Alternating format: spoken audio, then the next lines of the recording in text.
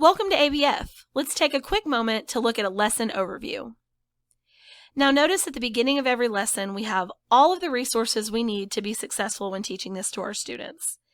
And as you become more familiar with it and you only need one part, for instance maybe just the key terms, you can click on that link and be taken directly to that part within the lesson overview, but we're going to start from the top.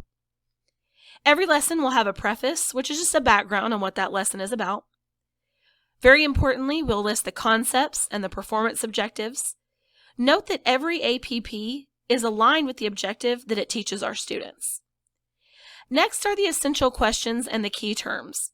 You'll notice that although these are always provided, there is no exact prescribed way to present these to your students, which means you have a lot of flexibility on what that's going to look like in your own classroom. These make great bell ringers or exit tickets, and you may already have activities that you like to do with key terms, like a word wall or maybe a matching game. But on a list like this that's a little bit longer than most, you'll probably also find that you might check back in with these terms as you present your APPs. Presenting them looks like your day-to-day plans, which are listed both per day and total at the top. We can see here that this lesson will take 12 days, but something to consider is that CASE considers a day a 45-minute class. So if you teach a class that's a little bit shorter or longer than 45 minutes, this timeline is just going to be a little bit different for you.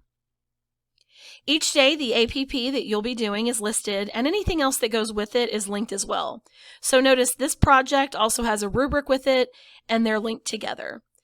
The last day of the lesson will always have your check for understanding, which is a form of assessment, and anything that we give that has a hard and fast, right or wrong answer, like a check for understanding, will always have a key, and those answers will be in red.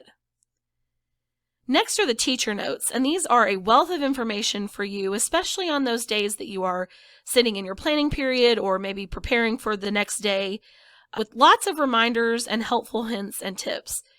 Notice we have another analysis table that might have some definite right or wrong answers in red. It's going to tell us about the equipment we need, how to group our students, and just everything we need to be successful that day for that APP.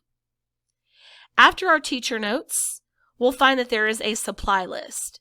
Now, because the supply list is pretty short for ABF, it's included just here, aligned with the activity, how many you'll need for different class sizes, and any notes that you may have over to the side.